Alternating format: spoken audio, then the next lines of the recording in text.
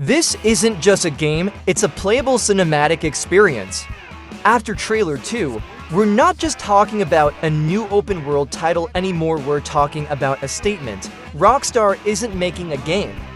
They're creating a world that feels more alive than ever, and it's clear that GTA 6 is going to redefine what immersive storytelling in games can be. The atmosphere is so layered and textured that you start to question where gaming ends and cinema begins. It's not just a technical upgrade, it's a philosophical shift in how interactive media engages us. In many ways, GTA 6 is less a sequel and more a generational landmark, Rockstar planting their flag at the summit of game narrative and visual design. It suggests a world where mechanics, performance, and emotion are no longer separate disciplines, but one fluid experience. Unlike the first trailer, which leaned into atmosphere and chaos, Trailer 2 gives us something we desperately wanted: context. We now know that Jason and Lucia are criminal partners caught in a web of conspiracy that stretches across the fictional state of Lenny, a chaotic mirror of Florida. An easy score goes wrong, and now they're on the run, relying on each other to survive. There's a clear narrative direction, and it feels like Rockstar is going full crime drama meets doomed romance, something between The Departed, Bonnie and Clyde, and True Romance. That's not just a tone, it's a promise that GTA 6 may be the franchise's most emotionally driven entry to date. Their bond, tested by blood, betrayal, and desperation, could form the heart of a story that finally brings emotional gravity to a series built on satire and chaos. And if previous GTA titles were about power and ambition, this one seems to be about survival, vulnerability, and fractured loyalty. Every frame of the trailer is dense with detail. In fact, over 100 hidden elements were spotted by fans within hours. One standout is a dusty, abandoned car on Jason's property, which some fans believe references the infamous 2020 leaks. Rockstar might be playfully acknowledging that event. There's also an iguana under the porch, a raccoon digging through trash, and the return of realistic animals that suggest a far more dynamic ecosystem than in past games. These micro-interactions with the environment suggest a deeper simulation of life than we've ever seen in open-world titles. The game doesn't just feel alive, it acts alive, and that distinction matters. From day-night transitions to weather effects to animal behavior, it seems the world isn't just responding to you, it's continuing to exist even when you're not looking. It evokes the feeling that you're a part of something sprawling and self-sustaining, not just a player manipulating a static environment. The visuals are ridiculous. Ray tracing hits a level we haven't seen before. Light bends through glass bottles, shadows are crisp and responsive, and even reflections and puddles look almost real. And yes, NPCs leave paw prints on cars. That's the level of attention we're working with now. Even the smallest environmental interactions have visual consequences, hinting at Rockstar's obsessive attention to immersion. It's a step forward for not just graphics, but world building. And it's not just about looking good, it's about creating a world that feels tactile, reactive, and grounded in physicality. It may be the closest thing yet to photorealism merged with true interactivity, where fidelity enhances function. And this push toward realism is not just about aesthetics, it's about storytelling through physics, through sound, through texture, through silence. One major reveal: Rockstar may be using a new AI system to generate real interiors. Instead of just flat image backdrops like we had in GTA 5, you can see through house windows and even spot furniture and depth behind doors. And in terms of tech, the bar has been raised. An NPC holds a dog while standing in front of a house with modeled interiors.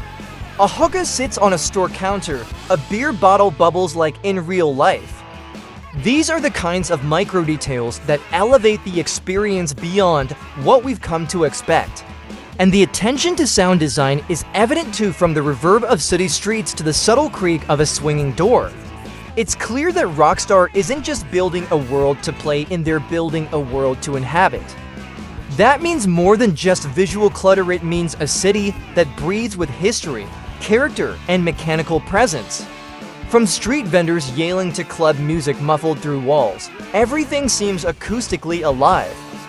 Jason's character model has changed noticeably since trailer 1. Longer hair, scruffier beard, and it might hint at different points in the timeline. This supports a theory that we might experience different eras or time skips during the campaign. Lucia's story is developing too. We see her wearing an ankle monitor, a direct callback to the promotional art from the first trailer. Rockstar even revealed her full name, Lucia Caminos, Jason Duval. The name drops feel deliberate, as if Rockstar is inviting us to investigate further. Who are these people really, and how deep do their secrets go? Perhaps their names will carry meaning, references, or clues as we learn more about their backstories. Their history might unfold not just through cutscenes, but through overheard conversations, environmental storytelling, and the world reacting to your choices. So what about the gameplay? While there's no traditional HUD-based footage, what we do see reveals some serious upgrades. Jason leans completely out of a car during a drive-by, something hinted at in past leaks. Lucia's combat ability looks sharp, and her backstory confirms she was raised to fight by her father. You can shoot from inside boats, NPCs now perform arrests instead of instantly killing suspects, and yes, you can now hop from vehicle to vehicle mid-chase like a Red Dead Redemption to upgrade. The mobility and combat options appear to be getting a huge overhaul, making the action more fluid, responsive, and cinematic than ever before. The pacing of combat feels closer to an action film than any GTA before, while still retaining that chaotic sandbox vibe fans love.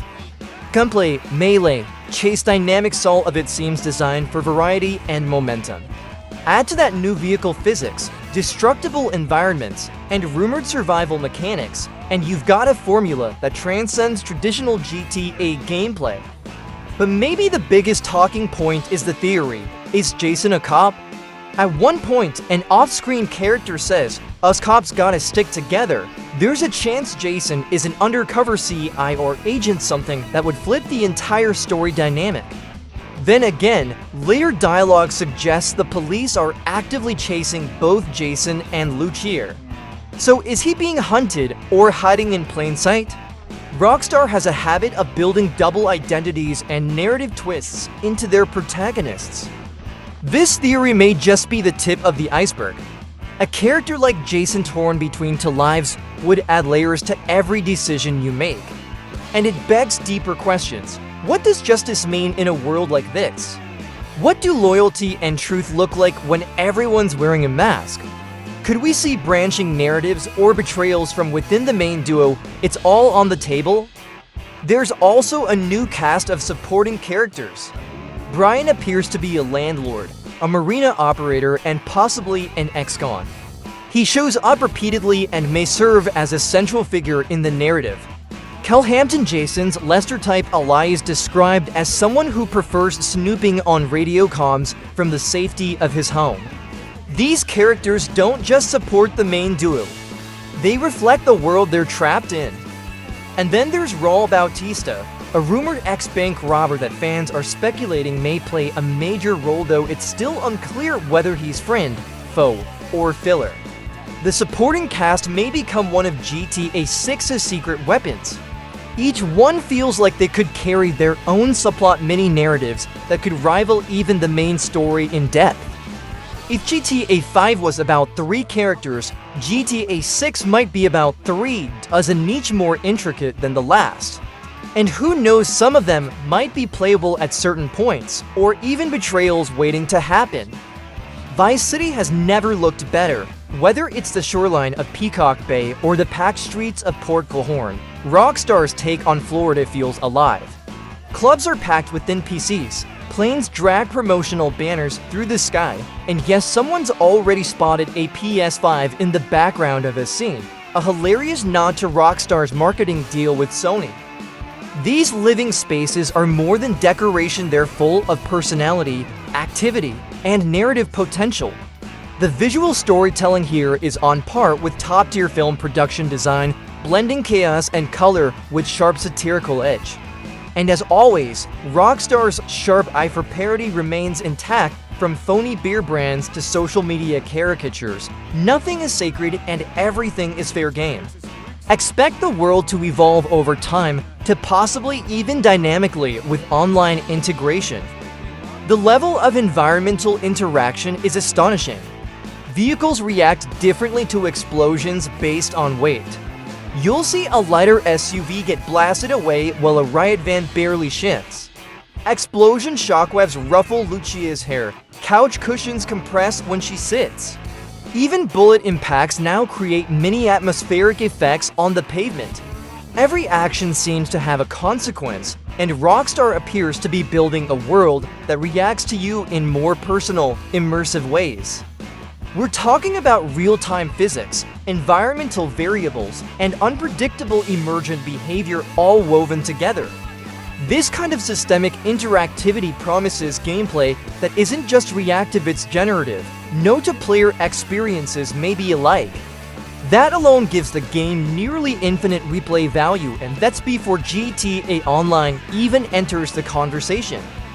The message is clear: Rockstar is creating the most dynamic, reactive open world we've ever seen. Not just in the world map, but in the world's logic, how it responds, how it evolves, how it feels.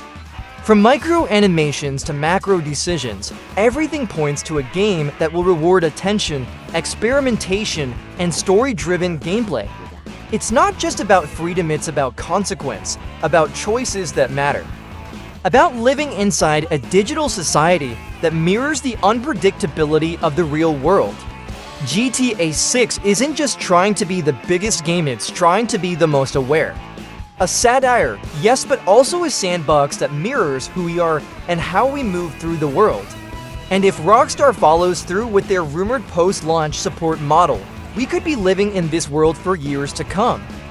And all of this is before we've even seen real gameplay. So what's the takeaway? GTA 6 isn't just coming for your free time, it's coming for the cultural moment. Rockstar just announced the release date, May 2026, and other studios? They're quietly clearing their launch schedules. No one wants to compete with this. It's not just a release. It's a global event in waiting, a moment where gaming becomes a spectacle, where launch day feels like opening night of a blockbuster film. Expect TikTok to melt, expect Twitch to explode. Expect time itself to slow down for everyone except Rockstar. Expect YouTube channels to be built around it. Expect analysis videos, reaction content, conspiracy theories, breakdowns, fan theories, and digital archaeology for years to follow. This game will break records. It will define careers. And yeah, some people might actually lose their jobs because they couldn't stop playing. GTA 6 is going to be that game, the one that sets the tone for an entire generation of gaming. The kind of project that makes the industry pause, take note, and shift its priorities. A game that doesn't follow trends, but creates them. That doesn't ask for attention, but demands it. It could be the most important entertainment release of the decade, and it hasn't even launched yet. Now it's your turn. What did you spot in the trailer?